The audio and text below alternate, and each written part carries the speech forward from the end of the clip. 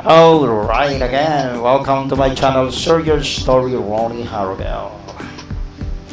Alam niyo ba na ang bawat buhay ay talagang napakahalaga. Sa ngayon, sa gabing ito ay ating pag-uusapan. Bakit? Kasi alam niyo, may dalawang nilalang na talagang napahanga ako sa talagang ni-share na video ko ni isang sikat na vlogger na si Soto TV 10. If you want to follow him sa Facebook ko. At mayroon din po yata siya sa YouTube.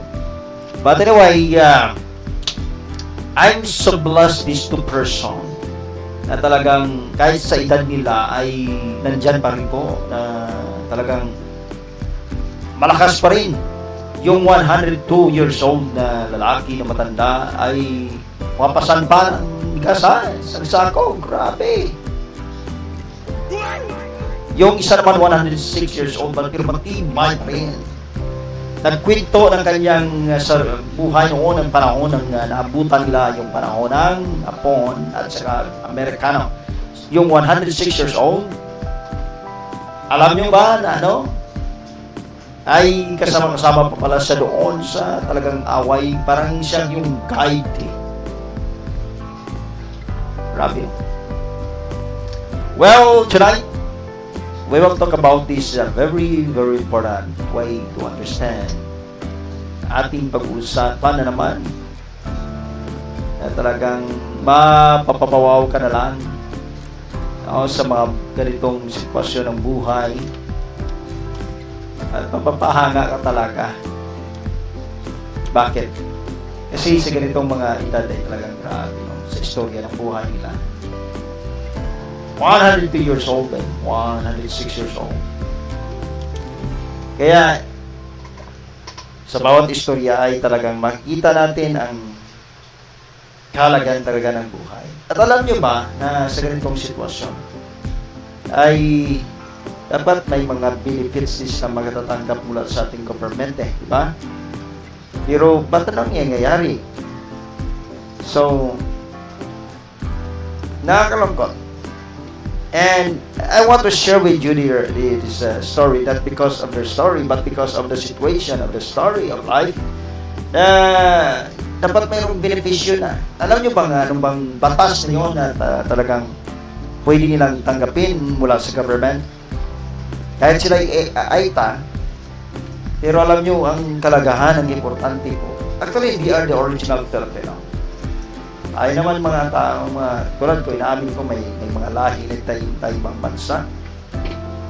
Tulad, sakop tayo ng Malaysia. Isa na yan. Parang hindi na original ang Filipino.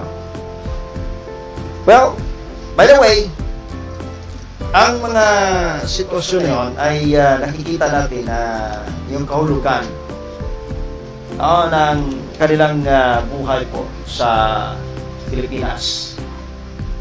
106 years old ay lumalaban pa. Tulad yan na isang negrito at mga negrito pala. Yan. Pero nakakalungkot dyan kasi alam nyo ay yung sana ay makakatanggap na po sila ng benefits. Alam niyo ba magkano ang benepisyo na yan? Makukuha dapat is 100,000 pesos from the government. Ang batas na yan, ano ba batas na sinasabi nila? Ito ang batas. Yan. Na, kasi alam niyo ang nangyari kasi pinapasapasa sila Kulang daw, expire daw ang kanilang tawag ito, yung kanilang ID pala. ID na ipinakita. Tulad dyan. Yan ang ID. Sabi daw, expired ang kanilang mga ID kaya hindi po sila nakuha ng 100,000. Oh no.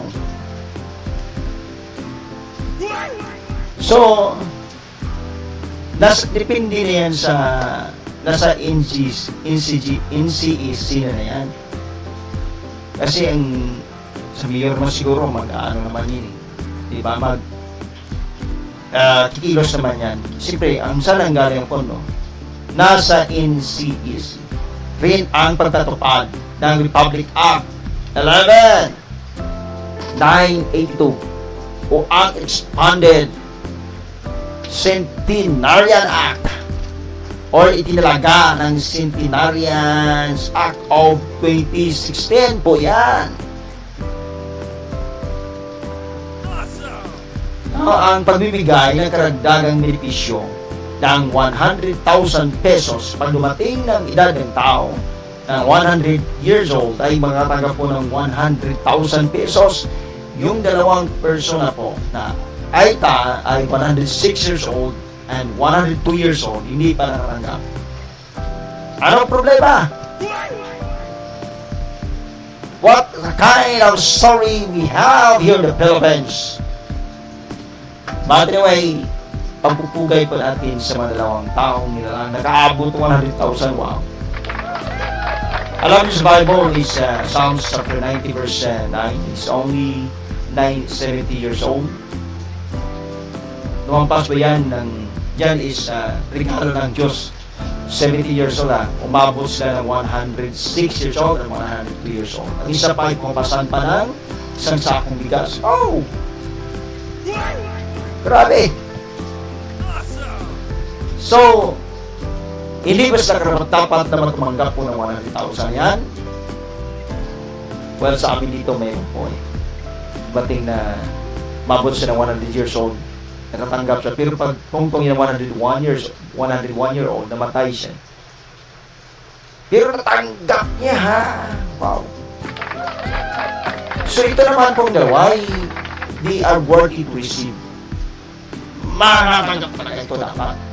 Kaya sabi nga ni si Soto, TV 10, ay nilapit niya daw sa kanya. Napakarati si Soto. Isang vlogger na talagang nag-aalaga po sa mga ita. Gusto ko rin ganyan, no? Mga ganyang mga vlogger talagang, well, grabe. Mapapahanga ka. So, yan po eh. At hindi lang yan 100 years old 106 or 102. Kahit po 85 years old, 85 years old, 90 years old, 95 years old, makatanggap din po ng 10,000 pesos po yan. Yes. Makatanggap po. Sana naman, wag naman sana na ipagkait sa kanilang ganitong mga blessing. Kahit pa paano. Ang daming tira yan ng Pilipinas na kurap na.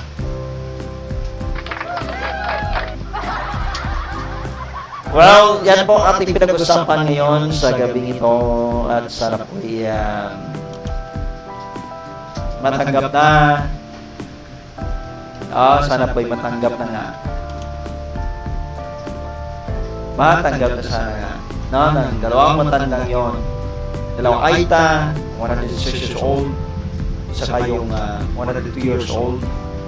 Sayang din yun, 100,000 pesos yun eh. Dalawa sila. Mag-i-enjoy talaga sila. Kaya, tama lang isang vlogger na talaga matulong niya si Sunto.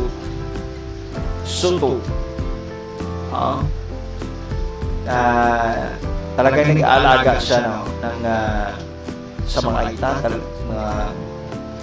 pinilig ako sa mga taong ganitong mga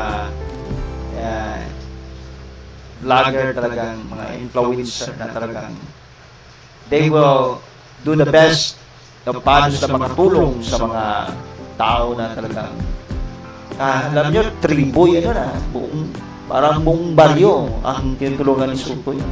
TV10. So well, pagpalain po si Soto. Kaya mga vlogger talagang they are naisip talaga. Actually sa pag-vlog, malaking tira dito. Alam mo lang, pag nag-viral ka lang, di ba? Kaya lang tayo hindi tayo nag-viral.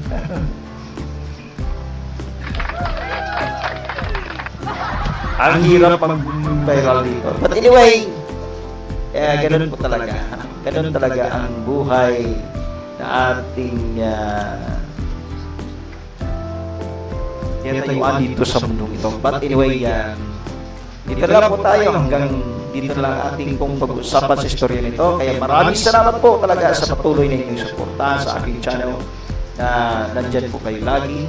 At sa mga hindi pa po subscribe to my channel and then click ng notification bell. At huwag kaligtaan din po mag-like at mag-comment sa comment section. Dahil pag ikay vlogger, may content rin, susuportahan kita. Alam ko, naintindihan ko po ang inyong pakibaka bilang content creator. So anyway, maraming salamat po at naway may nakuha tayong pag-aral naman kahit paano. Well, sa next nating istorya, magkita naman po tayo. Kaya maraming salamat sa patuloy na suporta sa aking channel.